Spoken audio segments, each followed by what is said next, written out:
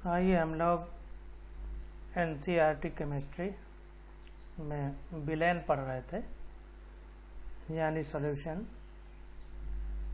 तो ये हमको एग्जाम्पल करना है। तो देखिए 1.1 एग्जाम्पल में क्या कह रहा है।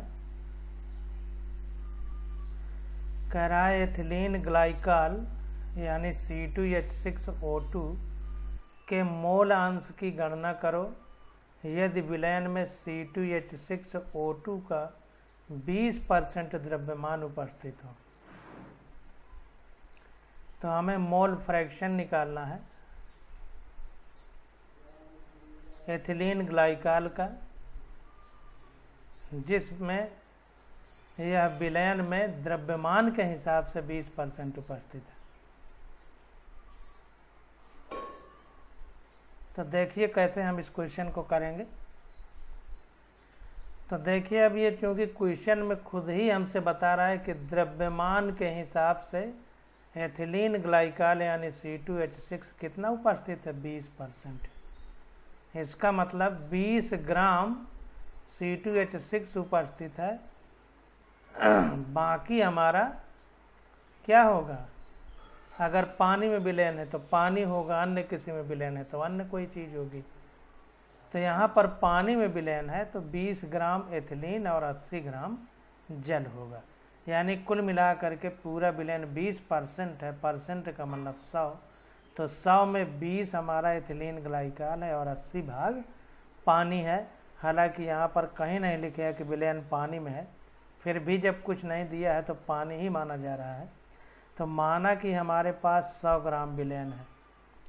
हम विलयन की किसी भी मात्रा से प्रारंभ कर सकते हैं क्योंकि परिणाम समान ही होगा। तो कह रहा है कि हम कुछ भी मान सकते हैं, लेकिन चूंकि परसेंट में है तो परसेंट का मतलब प्रतिशत, प्रतिशत का मतलब प्रत्येक 100 में, तो यहाँ पर 100 ही मान लिया गया। तो 100 मान लिया गया अगर, तो विलयन में 20% एथिलीन ग्लाइकॉल है तो 100 में 20 यानी 20 ग्राम एथिलीन ग्लाइकॉल है और 80 ग्राम पानी है। देखिए दोनों को ग्राम में ही लिया गया है क्योंकि द्रव्यमान के हिसाब से उपस्थित है, मास के हिसाब से। तो C2H6O2 का आणविक द्रव्यमान निकाल लिया गया।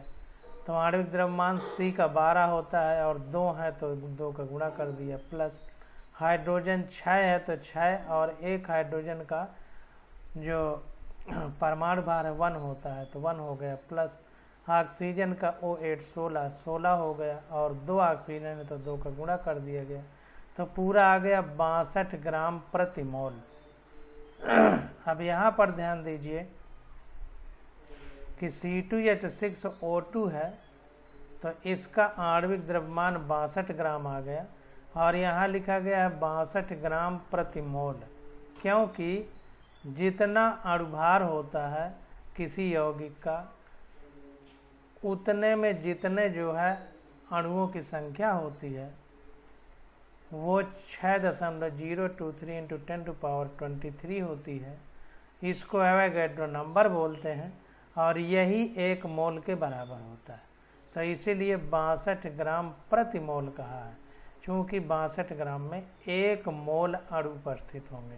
तो 62 ग्राम प्रति मोल कह रहा है। अब देखिए ये अणुभार निकालने की क्या ज़रूरत पड़ी। तो अणुभार निकालने की ज़रूरत इसलिए पड़ गई क्योंकि हम प्रत्येक में मोलों की संख्या निकालेंगे।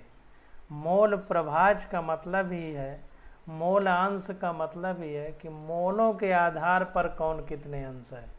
तो पहले मोल निकालेंगे तो मोलों की संख्या बराबर होती है किसी यौगिक का भार बटे अणुभार। ये हमने पढ़ा है, N=W/M। तो इसलिए हमको ये W निकालना पड़ा, क्योंकि M निकालना पड़ा क्योंकि मॉलिक्यूलर वेट यानी आणविक द्रव्यमान की ज़रूरत पड़ेगी। तो अब C2H6 के कितने मोल हैं, तो ग्राम भार बटे अणुभार। तो ग्राम कितना है, 20 ग्राम है, बटे अणुभार कितना है, 62, तो आ गया 0.322 मोल। अब देखिए जल के कितने मोल हैं, तो जल का भार बटे अणुभार। तो जल कितना है, 80 ग्राम है अपान जल का कितना होता है H2O, H के 2 और O के 16, तो 18 हो गया, तो 18 ग्राम। ये भाग दिया गया तो आ गया 4.444 मोल। तो हमारे पास C2H6O2 यानी एथिलीन ग्लाइकॉल के 0.322 मोल आ गए और पानी के 4.444 मोल आ गए। अब हम आराम से प्रत्येक के मोल अंश निकाल सकते हैं। तो एथिलीन ग्लाइकॉल का मोल अंश तो यक्स ग्लाइकॉल इक्वल टू मोलों की संख्या किसकी, एथिलीन की बटे कुल मोलों की संख्या। जिसकी निकालना हो उसको ऊपर रखते हैं, नीचे टोटल रखते हैं। तो C2H6O2 की निकालना है यानी एथिलीन ग्लाइकॉल की निकालना है, तो एथिलीन ग्लाइकॉल के मोलों की संख्या बटे कुल मोलों की संख्या। तो एथिलीन ग्लाइकॉल के मोलों की संख्या बटे एथिलीन ग्लाइकॉल, और पानी दो ही चीज़ें हैं तो दोनों के मोलों की संख्या। तो ये आ गया 0.068।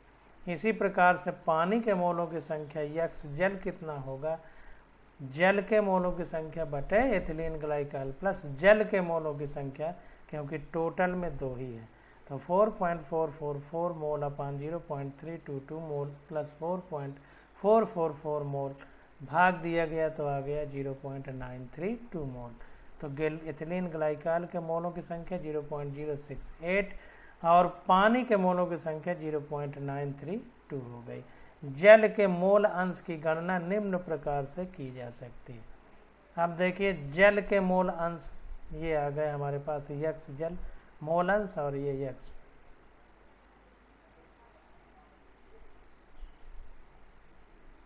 अब जल के मोलों की संख्या कह रहा है, हम इस प्रकार भी गणना कर सकते हैं कि हमने पीछे पढ़ा था कि किसी विलयन में मोलों की संख्या का योग बराबर 1 होता है।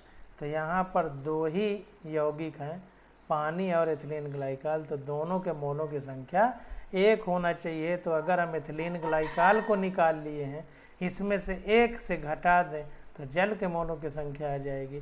तो 1 से घटा दिया एथिलीन ग्लाइकॉल के मोलों को तो आ गया 0.932, यही हमने निकाला है। तो वही कह रहा है कि हम इस प्रकार भी निकाल सकते हैं। अब देखिए आगे आ जाता है मोलरता। मोलरता को अंग्रेजी में बोलेंगे मोलरिटी, मोलरिटी, और कैपिटल एम से लिखेंगे। ध्यान दीजिए मोलरिटी को कैपिटल एम से लिखेंगे और एक अभी और आगे आएगा मोललिटी, दोनों में यल रहेगा, आर नहीं रहेगा, उसको स्मॉल एम से लिखेंगे। तो इसको देखते हैं। तो मोलरता तो 1 लीटर या यूँ कहें 1 क्यूबिक डेसीमीटर, 1 लीटर में 1 क्यूबिक डेसीमीटर होते हैं। तो वही कह रहा है 1 लीटर कहें या 1 क्यूबिक डेसीमीटर कहें, विलयन में घुले हुए विलेय के मोलों की संख्या को उस विलयन की मोलरता कहते हैं। तो ध्यान दीजिए कि विलयन हमारा 1 लीटर होना चाहिए। उस 1 लीटर में जितने भी हमारे पास मोल होंगे उनकी संख्या को मोलरता कहते हैं। 1 लीटर विलयन में घुले हुए विलेय के मोलों की संख्या के ध्यान दीजिए, विलेय यानी सॉल्यूट के नंबर ऑफ मोल्स कितने हैं उसको हम मोलरता यानी कैपिटल एम कहते हैं।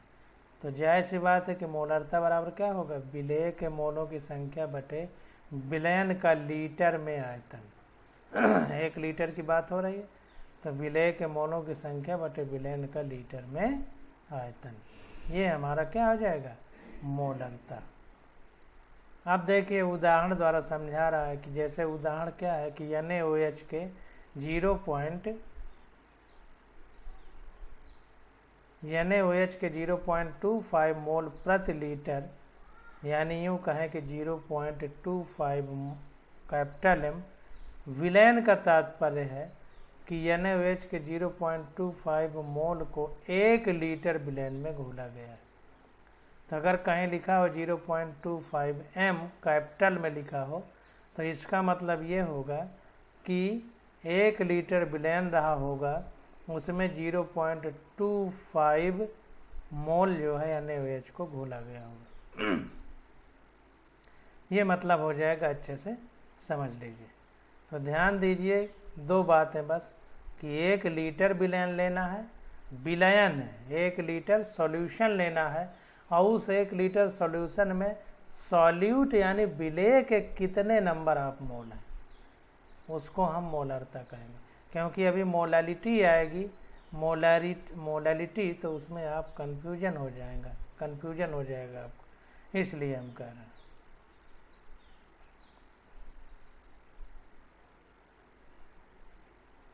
अब आगे देखते हैं। ये क्वेश्चन दिया गया है हमको, कह रहा है कि उस विलयन की मोलरता की गणना कीजिए जिसमें 5 ग्राम NaOH 450 ml विलयन में घुला हुआ है। आप देखें परिभाषा अगर आपको याद है तो कभी गलती आपसे होगी ही नहीं।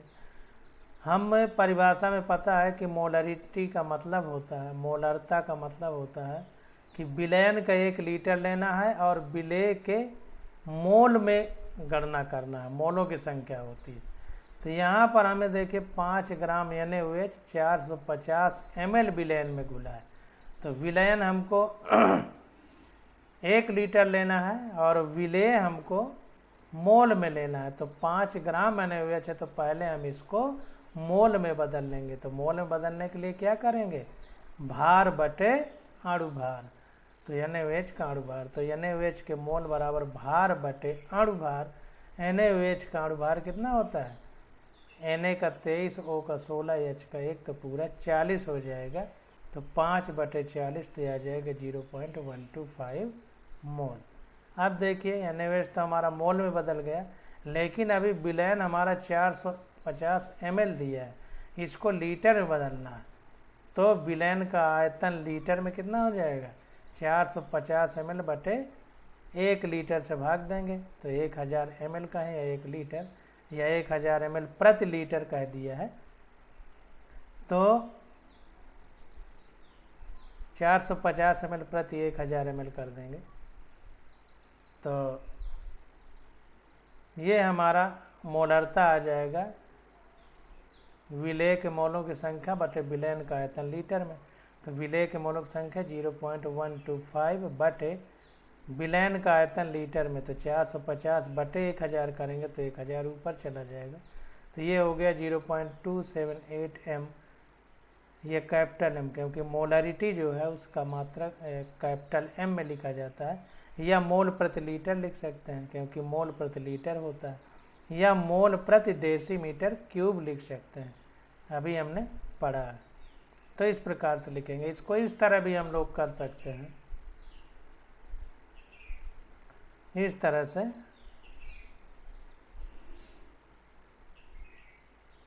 जैसे ये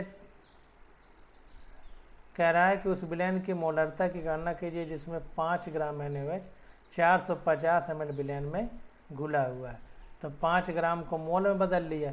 अब इसको हम इस तरह कर सकते हैं, चूँकि 0.125 मोल कितने में घुला है, 450 ml में, तो इसलिए 1 में कितना है, 450 बटे 0,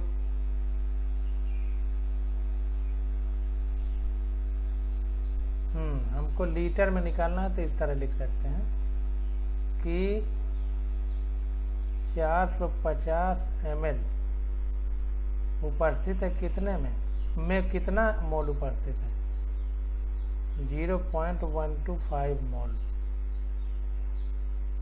इतना मोल उपस्थित है। तो इसलिए 1 ml में कितना होगा, 0.125 बटे 450 हो जाएगा। इसलिए 1 लीटर में कितने ml होते हैं, 1000, चूँकि ml में है तो 1000 ml में ही लिखेंगे, 0.125 बटे 450 गुणे 1000,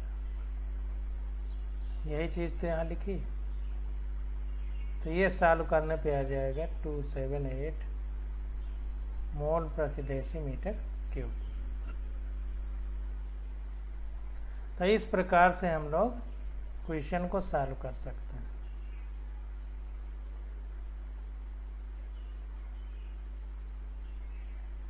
तो इस प्रकार से क्वेश्चन भी हम लगा सकते हैं अगर सिंपल भाषा में कोई फार्मूला नहीं याद करना है तो।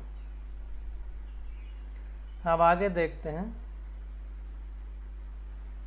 अब देखिए भाई, हमने जो आपसे बताया था कि अभी मोलरता आया है, अब मोलैलिटी आएगा। तो मोलैलिता, अंग्रेजी में इसको बोलेंगे मोलैलिटी।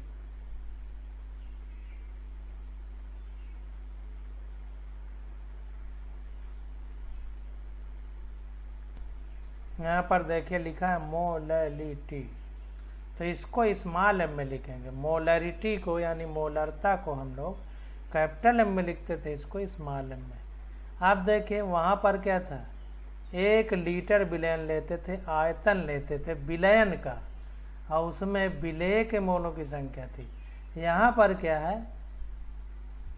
विलायक लेंगे, वो भी विलायक कितना लेंगे, 1 किलोग्राम, और उसमें विलेय के मोलों की संख्या निकालेंगे। तो ध्यान दीजिए, बहुत इम्पॉर्टेंट है, दोनों में बड़ा वो हो जाता है।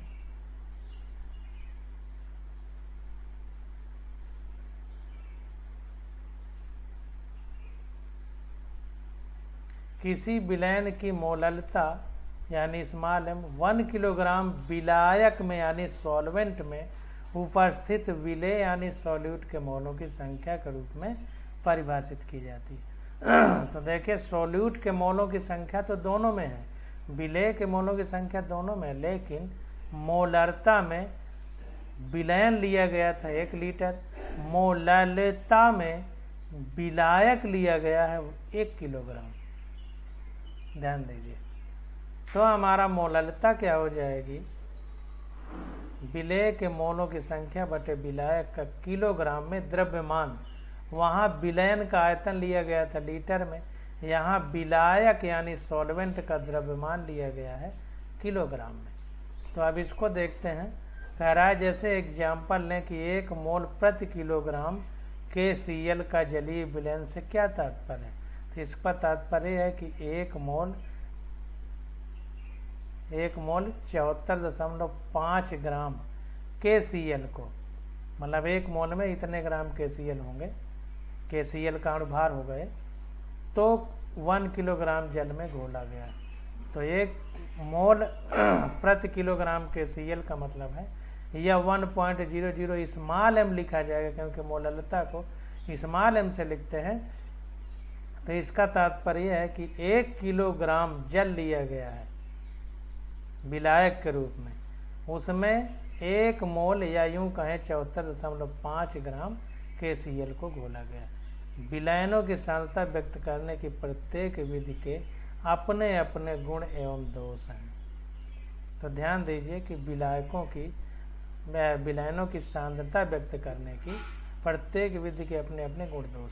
अब देखें, मोललता में एक बहुत इंपॉर्टेंट चीज है जो नीचे लिखी गई है कि द्रव्यमान प्रतिशत, पार्ट्स पर मिलियन मोल अंश तथा मोललता ताप पर निर्भर नहीं करते, जबकि मोलरता ताप पर निर्भर करती है। ऐसा इसलिए होता है कि आयतन ताप पर निर्भर करता है जबकि द्रव्यमान नहीं। तो देखिए, द्रव्यमान प्रतिशत में द्रव्यमान है, पार्ट्स पर मिलियन में मोलों की संख्या है, और मोललता में द्रव्यमान है। तो द्रव्यमान और संख्या तापमान पर निर्भर नहीं है, केवल आयतन तापमान के आधार पर कम ज्यादा हो सकता है, क्योंकि पानी को उबाल दोगे भाप बनेगा तो उसका आयतन बढ़ेगा, अगर ठंडा कर दोगे तो बर्फ़ बनेगी, तो बर्फ़ का आयतन हालांकि पानी से कुछ ज़्यादा होता है, लेकिन फिर भी आयतन चेंज तो होगा ही। तो कहने का मतलब है कि तापमान के आधार पर आयतन तो बदल सकता है, लेकिन न मोलों की संख्या बदलती है न द्रव्यमान बदलता है। इसलिए द्रव्यमान, पार्ट्स पर मिलियन और मोललता ये सब टेम्परेचर पे डिपेंडेंट नहीं है, जबकि हमारी जो मोललता है ये तापमान पर मोलरता है जो हमारी मोलैरिटी यानी जिसमें आयतन था, विलेय के आयतन था, विलयन का आयतन था, तो वो तापमान पर निर्भर करेगा। तो ये हो गया हमारा। अब क्वेश्चन देखते हैं, एक एक करके क्वेश्चन करेंगे। अब देखिए क्वेश्चन में क्या है, कह रहा है 2.5 ग्राम एथेनोइक एसिड, इसका फार्मूला है CH3COOH। अब ये कैसे फार्मूले लिखे जाते हैं, कार्बनिक रसायन यानी ऑर्गेनिक केमिस्ट्री में हम इसको बहुत डिटेल में पढ़ेंगे। तो एथेनोइक एसिड के 25 ग्राम बेंजीन में विलयन की मोललता की गणना कीजिए। तो 25 ग्राम बेंजीन है और 2.5 ग्राम एथेनोइक एसिड है, तो विलयन की मोललता की गणना करना। तो C2H4O2 का मोलर द्रव्यमान, तो देखिए मोललता जब हम निकालते हैं तो सब चाहे मोललता निकालें चाहे मोलरता निकालें, विलेय के मोलों की संख्या तो रहती ही रहती है। तो पहले मोलों की संख्या निकाल लेते हैं कि कितने मोल है। तो C2H4O2 इसी को लिखा है, C के 2 है तो C2, H के 4 है तो 4, O के 2 है तो O2 लिखा है। तो C2H4O2 का मोलर द्रव्यमान कितना होगा, तो C के मोल कितने हैं 12 गुणे 2, मतलब द्रव्यमान कितना है, प्लस मोलर द्रव्यमान कहेंगे। H4 के 1 का 1 होता है, 4 है तो 4 का गुणा हो गया, प्लस O का 16 होता है, 2 है तो 2 का गुणा हो गया, तो आ गया 60 ग्राम प्रति मोल। अब C2H4O2 के मोल कितने होंगे, तो C2H4 के मोल होंगे, हमको C2H4 का 2.5 ग्राम दे दिया, तो भार बटे द्रव्यमान, मोलर द्रव्यमान, तो 60 ग्राम हो गया, तो आ गया 0.0417। इसी प्रकार बेंजीन के लिए, बेंजीन 75 ग्राम है, 75 बटे इसका मोलर द्रव्यमान कितना है,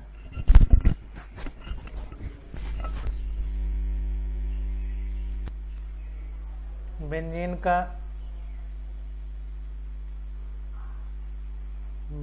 का केजी में मोलर द्रव्यमान 1000 ग्राम आएगा। निकालेंगे, बेंजीन का C6H6 होता है, बेंजीन का C6H6 होता है,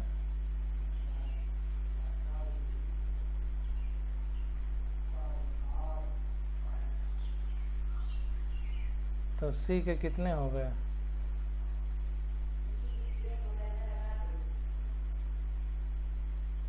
12 गुणे 6 प्लस H का 1 गुणे 6, तो ये आ गया 12 छंग 72 प्लस 6, तो आ जाएगा 78 ग्राम प्रति मोल आ जाएगा।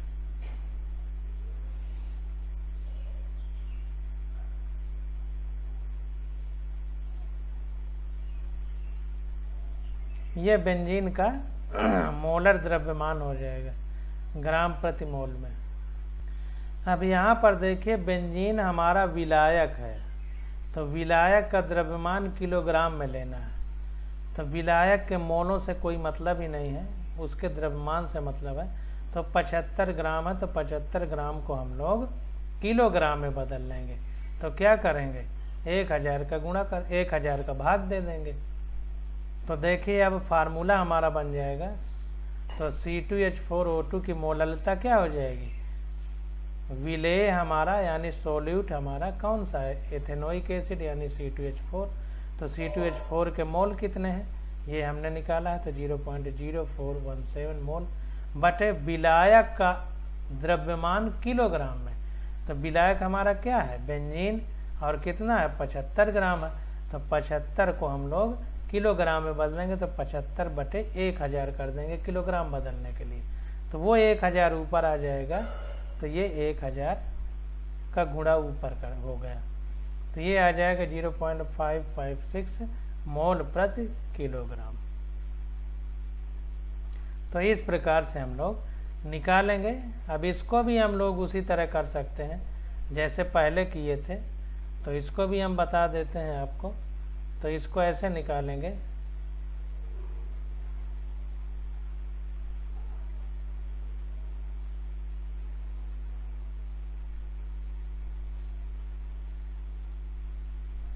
इसको निकालेंगे कि जो एथेनोइक एसिड है, तो यहाँ पर देखिए इस तरह लिखेंगे कि चूंकि 75 ग्राम में सॉल्यूट यानी विलेय के मोलों की संख्या कितनी है 0.0417 मोल, ये देखिए निकाला है। तो 1 ग्राम में कितने होंगे 0.0417 बटे 75, इसलिए 1 किलोग्राम। अब चूंकि यहाँ ग्राम में है तो 1 किलोग्राम को ग्राम में बदलेंगे तो 1000 ग्राम हो जाएगा। तो 1000 ग्राम में कितना होगा 0.0417 बटे 75 गुणे 1000, वही चीज़ यहाँ लिखी। तो आ गया 0.556 मोल प्रति किलोग्राम, यही हमारा आंसर हो जाएगा। तो इस प्रकार से हम लोग निकालते हैं।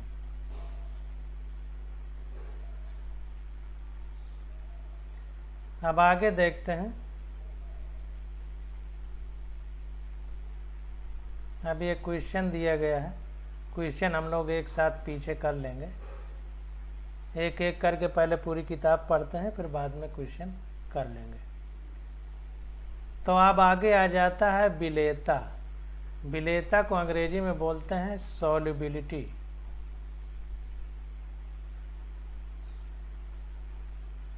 सॉल्युबिलिटी, सॉल्युबिलिटी को हिंदी में बोलते हैं विलेयता। तो इसके बारे में देखते हैं। तो देखिए कह रहा है कि किसी अवयव की विलेयता एक निश्चित ताप पर विलायक की निश्चित मात्रा में घुली हुई उस पदार्थ की अधिकतम मात्रा होती है। तो ध्यान दीजिए कि अगर हम टेम्परेचर को फिक्स कर दें, तो टेम्परेचर को फिक्स अगर कर दें तो उस टेम्परेचर में किसी विलायक की निश्चित मात्रा जो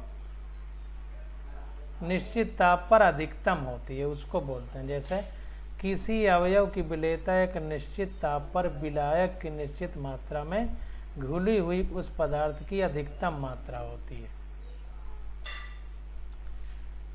तो कोई विलायक ले लें, जैसे पानी ले लें, उसमें चीनी मिलाएं और टेम्परेचर 25 डिग्री कर दें तो चीनी जितना अधिक से अधिक घुल सकती है 25 डिग्री सेंटीग्रेड पर पानी में, तो उसको उसकी विलेयता बोलते हैं। यह विलेय एवं विलायक की प्रकृति तथा ताप एवं दाब पर निर्भर करती है। ये विलेय और विलायक के नेचर पर डिपेंड करेगी, टेम्परेचर और प्रेशर पर भी डिपेंड करेगी। आइए हम इस कारकों के प्रभाव का अध्ययन ठोस तथा गैस की द्रवों में विलेयता पर करें। तो ध्यान दीजिए कि विलेयता क्या होती है। तो हम विलायक कोई ले लें और विलायक का तापमान निश्चित कर दें और उस तापमान पर किसी सॉल्यूट यानी विलेय को घोलें, तो जितना अधिक से अधिक घुल सकता है वही उसकी विलेयता है, कि अब इससे ज़्यादा नहीं घुल सकता, तो बोल देंगे विलेयता इतनी है। अब जाहिर सी बात है कि जो विलायक लिया गया है और विलेय लिया गया है कितना अधिक से अधिक घुल सकता है, यह विलेय और विलायक दोनों की प्रकृति पर भी निर्भर करेगा कि प्रकृति के हिसाब से वो कितना घुलता ही है, और तापमान और दाब दोनों, और इन दो चीज़ों पर भी निर्भर करेगा। टेम्परेचर बढ़ा देंगे तो ज़्यादा घुलने लगेगा, ठीक ना, टेम्परेचर घटा देंगे तो कम घुलेगा। इसी प्रकार से दाब कम कर देंगे तो ज़्यादा घुलेगा, दाब बढ़ा देंगे तो और पास आ जाएंगे तो कम घुलेगा। अब इसको देखते हैं। तो द्रवों की, ठोसों की द्रवों में विलेयता, तो जितने सॉलिड हैं उनका लिक्विड में सॉल्युबिलिटी क्या है, ये अब हम लोगों को पढ़ना है।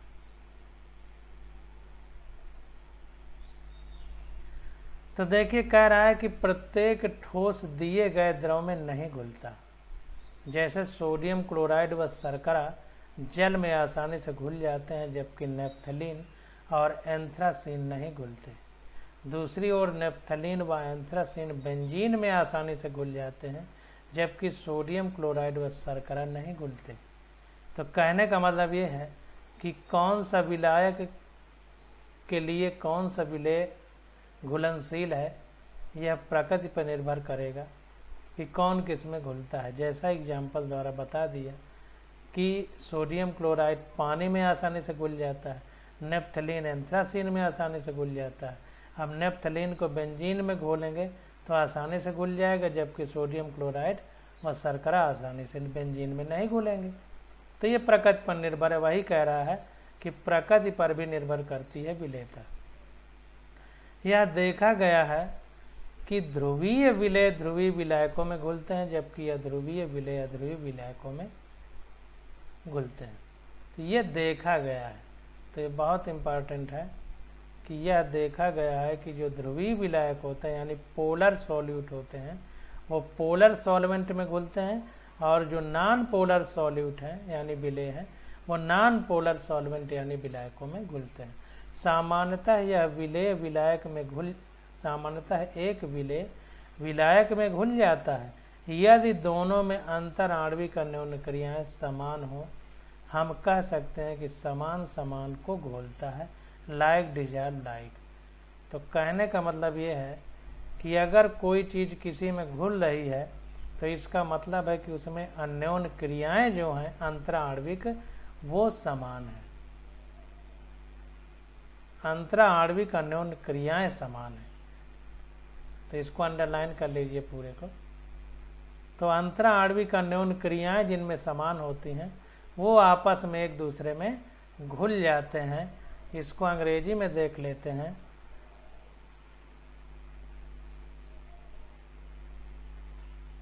तो अंग्रेजी में कह रहा है कि इंटरमॉलिक्यूलर इंटरेक्शन यानी अंतर आणविक अन्योन्य क्रियाएं, उनको हिंदी में अंग्रेजी में बोलेंगे इंटरमॉलिक्यूलर इंटरेक्शन।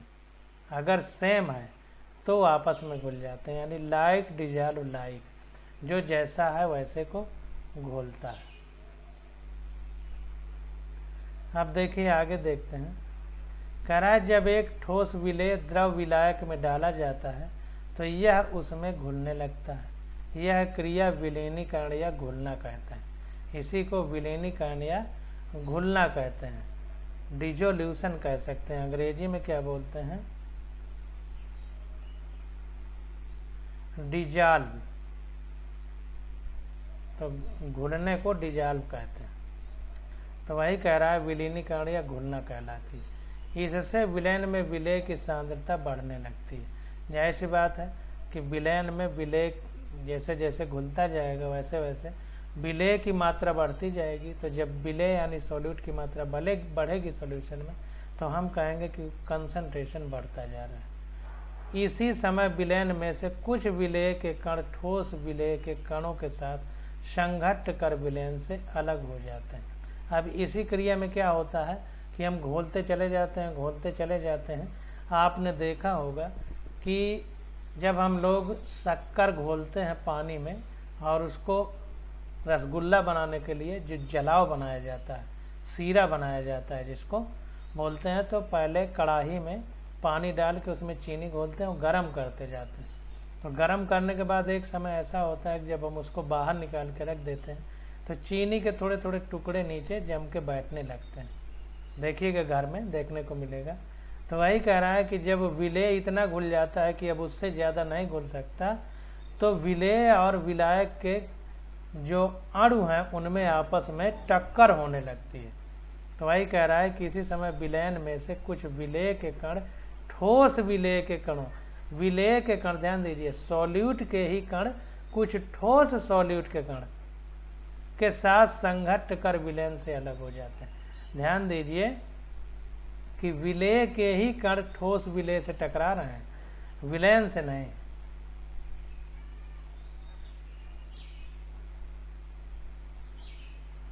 विलेय के ही कण विलेय के ही ठोस कणों से टकराते हैं और नीचे संघट्ट करके मतलब विलयन से अलग होने लगते हैं, यानी सॉल्यूशन से अलग होने लगते हैं। यह प्रक्रिया क्रिस्टलीकरण कहलाती है। तो इसी को क्रिस्टलाइजेशन कहते हैं। क्रिस्टल छोटे छोटे चीनी के कण आपने देखे होंगे।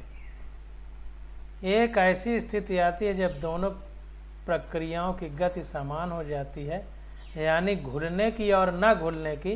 जितना घोल रहे हैं उतने वो क्रिस्टल के रूप में नीचे बैठता जा रहा है। ऐसी स्थिति आ जाती है एक समान। तो वही कह रहा है कि एक ऐसी परिस्थिति आ जाती है जब दोनों प्रक्रियाओं की गति समान होती है, मतलब जितना घुलता है उतना ही क्रिस्टल बन के नीचे बैठ जाता है। तो इस परिस्थिति में विलयन में जाने वाले विलेय कणों की संख्या विलयन से पृथककारी विलेय के कणों की संख्या के बराबर होगी और गति साम्य की और प्रावस्था पहुंच जाएगी।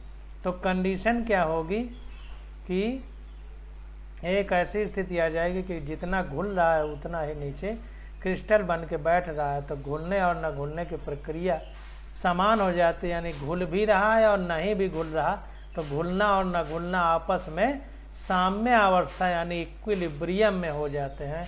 तो इस परिस्थिति में दिए गए ताप व दाब पर विलयन में उपस्थित विलयों की सांद्रता स्थिर रहेगी। तो इस समय क्या हो जाता है कि जो ताप और दाब दिया गया है उसमें विलय और विलयन में उपस्थित विलय की जो सांद्रता है यानी कंसंट्रेशन है वो स्थिर हो जाती है। तो विलय प्लस विलायक इक्विलिब्रियम में है दोनों तरफ, मतलब विलय विलायक आपस में अदल बदल रहे हैं, जो विलयन है इस प्रकार से इक्विलिब्रियम बन जाता है।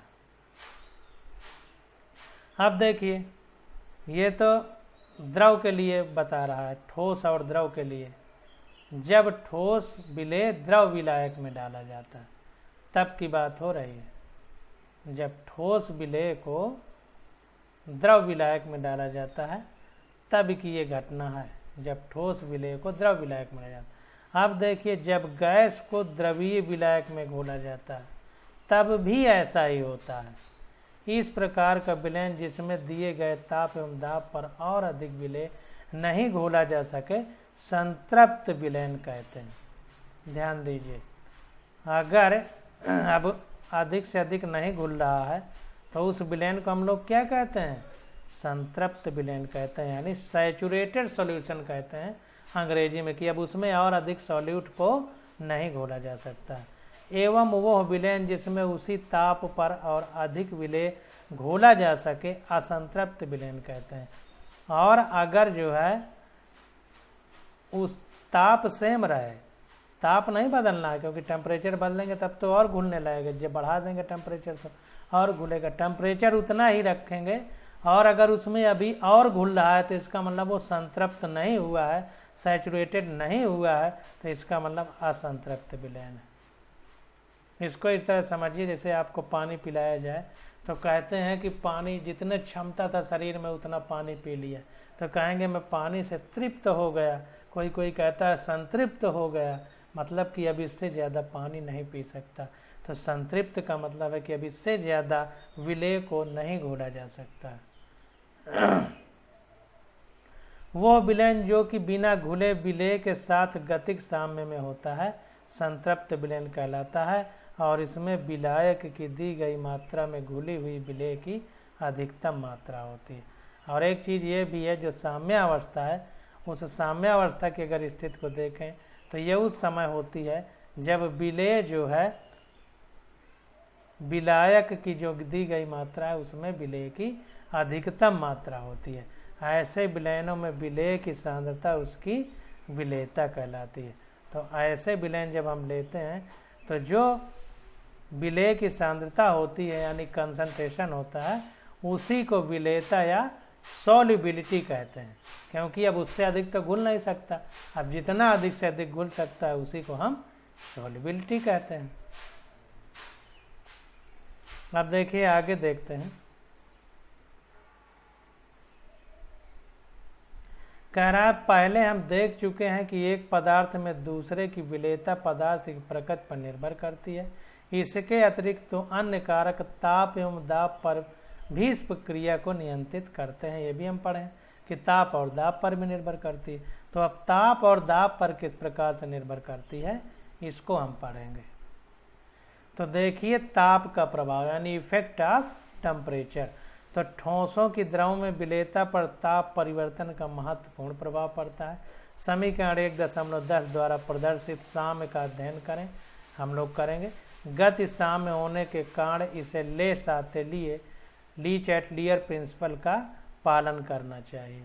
अगर गतिक साम्य होती है तो लीच एट लियर हिंदी में ला साथे लिए नियम कहते हैं। तो ये बहुत इम्पॉर्टेंट है, जो लोग 12 में पेपर देंगे जरूर पूछा जाएगा। तो किस प्रकार से ये लागू होता है इसको हम अभी पढ़ेंगे। तो कह रहा है कि इस नियम का पालन होना चाहिए अगर काइनेटिक इक्विलिब्रियम यानी गतिक साम्य में है, तो यानी विलयन में गतिक साम्य है। तो सामान्यतः यदि निकट संतृप्तता प्राप्त विलयन में घुलने की प्रक्रिया ऊष्मा शोषी यानी घोलने पर विलयन ठंडा हो जा रहा है तो डेल्टा एच विलयन इज ग्रेटर देन 0, यानी विलयन का जो ऊष्मा है वो ज़्यादा है 0 से, हो तो ताप के बढ़ने पर विलेयता बढ़नी चाहिए। और यदि यह ऊष्मा क्षेपी है यानी विलेय को घोलने पर विलयन का तापमान बढ़ जा रहा है तो ऊष्मा क्षेपी कहलाएगी, यानी बाहर निकल रही है, एक्जोथर्मिक। ऊष्मा शोषी को इंडोथर्मिक और ऊष्मा क्षेपी को अंग्रेजी में एक्जोथर्मिक बोलते हैं। हो तो विलेयता कम होनी चाहिए, ऐसा प्रयोगात्मक रूप में भी देखा गया है।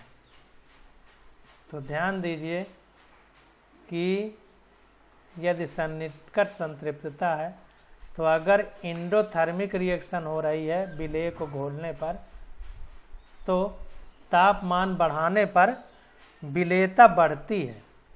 अगर प्रक्रिया ऊष्मा शोषी है यानी विलयन सोख ले रहा है ऊष्मा को, यानी इंडोथर्मिक रिएक्शन है, तो ताप के बढ़ाने पर विलेयता बढ़ती है।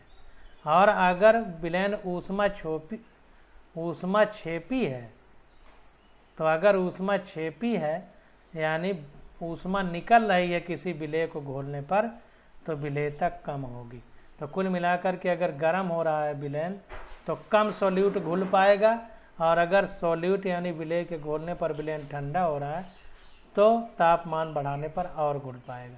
कुल मिलाकर तापमान नहीं बढ़ रहा है तो बढ़ाने पे घुल जाएगा, और तापमान बढ़ रहा है तो बढ़ाने पे नहीं, घटाने पे ज़्यादा हम लोग घोल पाएंगे। ऐसा प्रयोगात्मक रूप से भी देखा गया। ये बहुत इम्पॉर्टेंट है, इसको ध्यान रखना है कि जो ऊष्मा शोषी क्रियाएं हैं उसमें टेम्परेचर बढ़ाने पर सॉल्युबिलिटी यानी विलेयता बढ़ेगी, और जो एक्जोथर्मिक रिएक्शन है यानी ऊष्मा क्षेपी रिएक्शन है उसमें टेम्परेचर घटाने पर विलेयता बढ़ेगी। ध्यान देना इसको। अब देखिए हम लोग दाब का क्या प्रभाव है इसको देख लेते हैं। तो ठोसों की द्रव में विलेयता पर दाब का कोई सार्थक प्रभाव नहीं होता। ध्यान दीजिए, ठोसों को अगर द्रवों में घोला जाए तो दाब का कोई विशेष प्रभाव नहीं है। ऐसा इसलिए होता है क्योंकि ठोस एवं द्रव अत्यधिक असंपीड्य होते हैं एवं दाब परिवर्तन से सामान्यतः अप्रभावित होते हैं। क्योंकि ठोस में अंतराण्विक जगह बहुत कम होती है, अभी कितना भी दबाएं तो और पास नहीं आ सकते, इसलिए ठोस और द्रवों में कह रहा है कि कोई सार्थक प्रभाव दाब का नहीं पड़ेगा, क्योंकि ठोस एवं द्रव अत्यधिक असंपीड्य होते हैं, यानी इनको दबाने पर ये सिकुड़ नहीं सकते एवं दाब परिवर्तन से सामान्यतः अप्रभावित रहते हैं। अब आगे आ जाता है गैसों की द्रव में विलेयता यानी solubility of liquid in gas. तो आज का लेक्चर बस यहीं तक। अब इसको हम लोग स्टडी करेंगे अगले लेक्चर में।